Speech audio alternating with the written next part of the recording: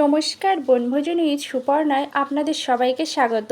আজ আমি তৈরি করছি একেবারে নতুন স্বাদের পেঁপে আর সয়াবিনের দারুণ একটা রেসিপি। এই রান্নার আকর্ষণ হলো একটি সিক্রেট মশলা যা স্বাদ ও গন্ধকে কয়েক গুণ বাড়িয়ে দেয়। শেষ পর্যন্ত ভিডিওটি দেখুন, তাহলেই জানতে পারবেন সেই বিশেষ মশলাটি কিভাবে ব্যবহার করলে রেস্তোরাঁর মতো অসাধারণ স্বাদ পাবেন। সমস্ত উপকরণ রেডি করার পর চুলায় কড়াই দিয়ে খুব ভালো করে গরম করে নিয়েছি। কাঁচা লঙ্কা, ধনে, জিরে, সাদা তিল দিয়েছি, নাড়াচাড়া করে ভেজে নেব।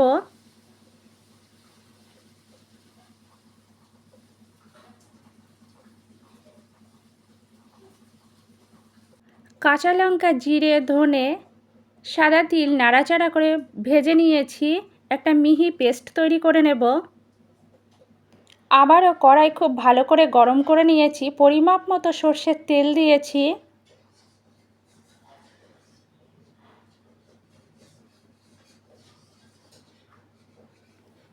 সর্ষের তেলে খুব সামান্য হলুদ দিয়েছি যাতে তেল না ছিটকোয়। কিছুক্ষণ নাড়াচাড়া করার পর সর্ষের তেল গরম হলে তেজপাতা, শুকনো লঙ্কা, সামান্য গোটা জিরে, কালো জিরে দিয়েছি। বেশ কিছুক্ষণ নাড়াচাড়া করে ভেজে নিয়েছি।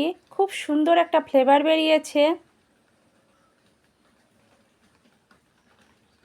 বেটে রাখা মশলা দিয়েছি। মশলা নাড়াচাড়া করে কষে নেব। কাশ্মীরি লঙ্কা গুঁড়ো দিয়েছি, লাল লঙ্কা গুঁড়ো দিয়েছি। নাড়াচাড়া করে আবারও আমি মশলা খুব ভালো করে কষে নেব। একদম মিডিয়াম ফ্লেমে মশলা কষাতে হবে। মশলা থেকে তেল ছেড়ে এসেছে, মশলা কষানো কমপ্লিট। সয়াবিন দিয়েছি, নাড়াচাড়া করে খুব ভালো করে কষে নেব। সয়াবিন গরম জলে ভিজিয়ে রেখে কয়েকবার খুব ভালো করে ধুয়ে নিয়েছি। সামান্য নুন দিয়েছি কষানোর সময়। আরও কিছুক্ষণ নাড়াচাড়া করে কষে নেব। ঠিক এই পর্যায়ে স্লাইস করে রাখা পেঁপে দিয়েছি। নাড়াচাড়া করে সয়াবিন, পেঁপে একসঙ্গে খুব ভালো করে কষে নেব। ঠিক এই পর্যায়ে ঢাকা চাপা দেব।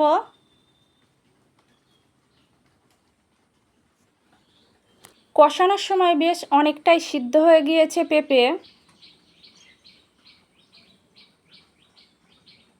ঠিক এই পর্যায়ে স্লাইস করে রাখা টমেটো দিয়েছি। টমেটো দেওয়ার পর আরও কিছুক্ষণ নাড়াচাড়া করে কষে নেব।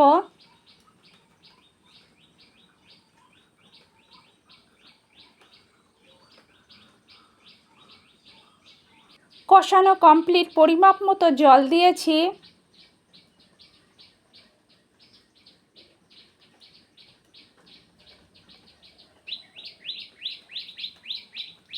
স্বাদ অনুযায়ী নুন, পরিমাপ মতো হলুদ দিয়েছি। নুন হলুদ দেওয়ার পর ভালো করে নাড়াচাড়া করে দিয়েছি।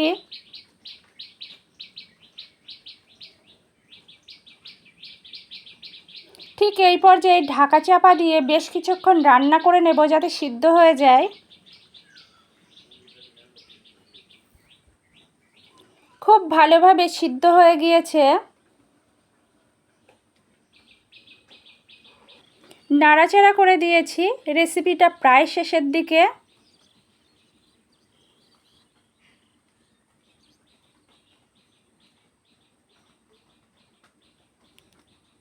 চিড়ে রাখা কাঁচা লঙ্কা দিয়েছি। কাঁচা লঙ্কা দেওয়ার পর নাড়াচাড়া করে দিয়েছি।